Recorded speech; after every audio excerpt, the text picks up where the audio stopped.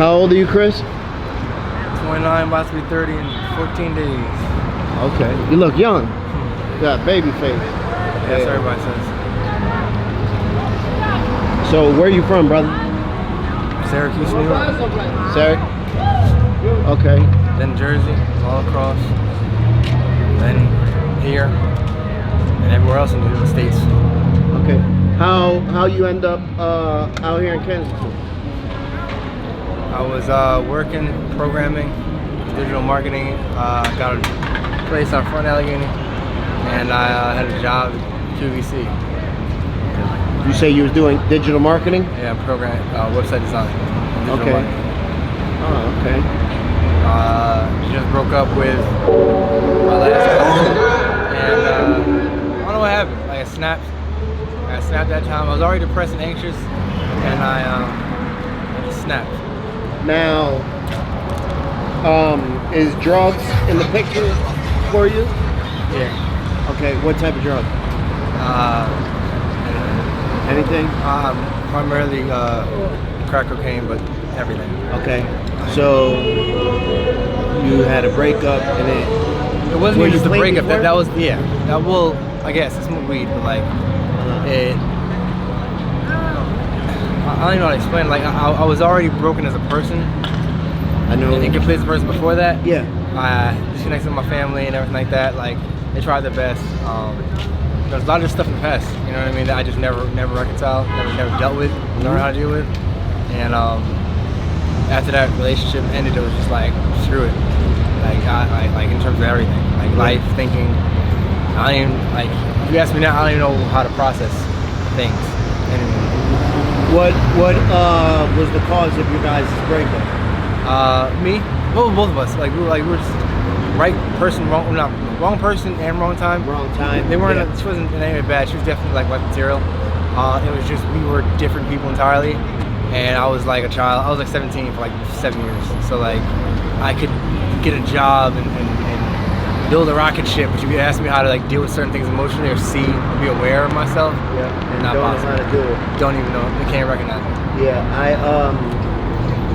I think we all know people like that, right? Yeah. That we all know people that they can do some extreme shit, but you put them in the room with somebody and be like, have a conversation, you know, stuff like that. Yeah. Like Sort me- of that comes easy to some of us. Like having a conversation was easy for me, but like if someone's crying, you don't know what to do. I don't know what to do.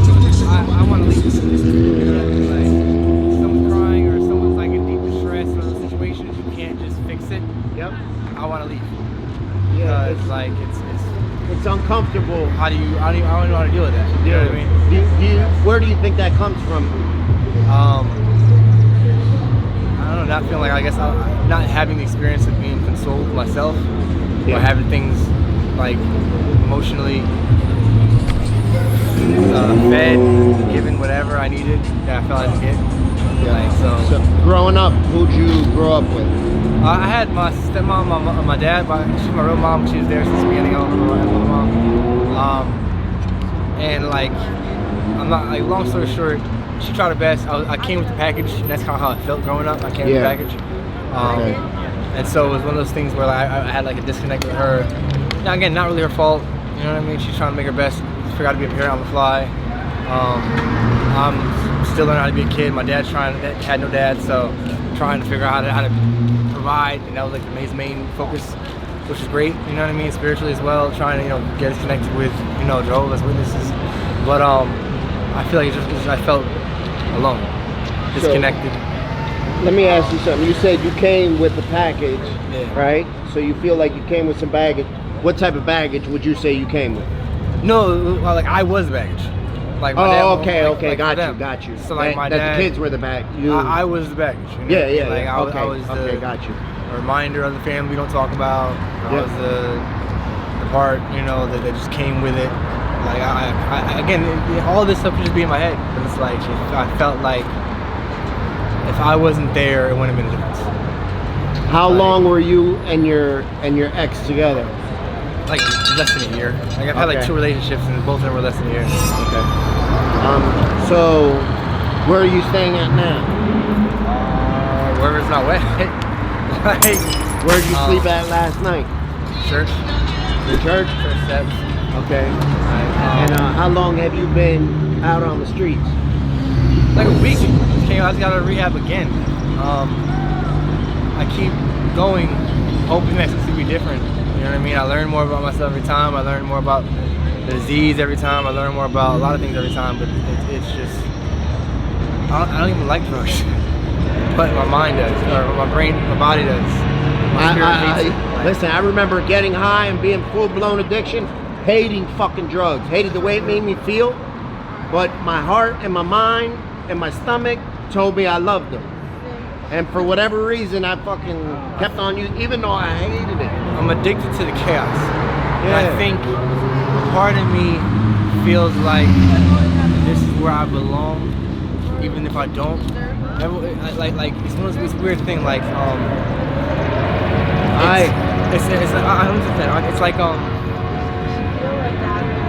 I know I feel incomplete, and this place is for people that are incomplete, I agree. or broken, or left, or forgotten, or any of those things. And I feel like I don't even know, no matter how much I learn, no matter how much I study, no matter how much I have knowledge, I don't know if I ever will be complete. And the doubt in my life, myself, the world, and God, and everything, it's consuming. I can't enjoy life. I can't even enjoy drugs because the negativity is just always there. What's gonna go wrong? What do I do next? Why is this like this? Why is this like that? I can have a birthday surprise, and it's not gonna make a difference because I'm still gonna be thinking about the negative always. And I know exactly what you mean. Like for me, I've been clean. I just made 5 years last week, but I still love to come down here and be amongst the people. Like I feel right at place right here like this. When other aspects of my life, I feel so out of place. You know, and I guess it's just that I'm able to come down here and stay sober, you know, and it serves as a reminder when I come down here and I see somebody passed out in the street or something. I'd be like, that's what I stand to go back to if I get comfortable, or if I think, all right, I could get high today and be all right tomorrow. Where I know me, it just don't work like that. So I relate to you 100% when you say you're down here.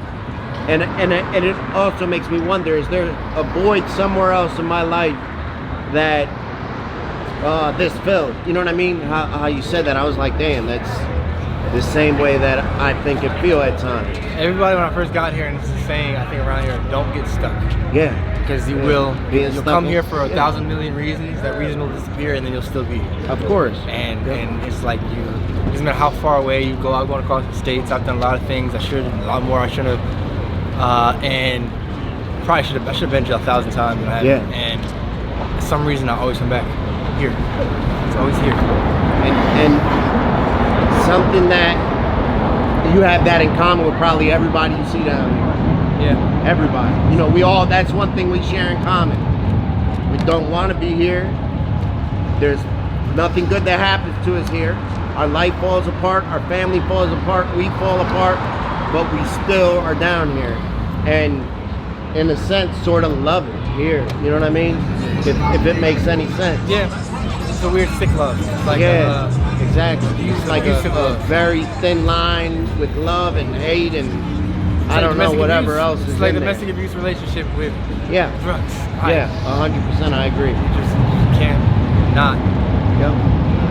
And that's the biggest thing I think I've realized today is that I can get as much information as I want, I can believe all I want, I can't envision myself in that future. Yeah. I can't see it. I can see it on that paradise beach setting, whatever, family. I can see all that and I know I want it somewhere. But if you ask me the steps to get there, if I believed I'd make it, I would never say no. I don't think so. I think like that too. Sometimes I'll tell people where if they was to ask me, you know, answer this for me and I'll give you $1 million, at the end of that question, I'm still gonna be like, I'm still gonna not have a fucking $1 million. You know, because you're asking a question that I just can't give an answer to. You know, you have any questions for me? How to get out of here? and stay out of That's here. one of those questions that if you could pay me $1 million to answer that, I'd be broke at the end of the question. You know, because and the thing about it is that question is unique to each and every one of us. For you, it might be just getting clean. For somebody else, it might be healing a relationship. For somebody else, it's not having those resentments. For somebody else, it might be finding God. For somebody else, it's you're not out of here until they put a tag on your toe. You know? So, I wish I knew. Because believe me, if I knew that secret, I'd give that shit to everybody. Because I would love to come down here and see nobody and have to find somewhere else to go. That would be the greatest thing for me, to come down here and see nobody that I'm alike or nobody that I recognize. You know what I mean? That would be awesome. But, you know, there's some things that probably aren't going to happen. This place will always be. Yeah, I agree. Well, I thank you for your time, brother. I hope that everything goes the way that you want it to, and you seem very intelligent, you know, and you know that doesn't always transpire to other aspects of our life, unfortunately. You know, unfortunately. So I thank you, and I appreciate you for sharing your time with me, brother.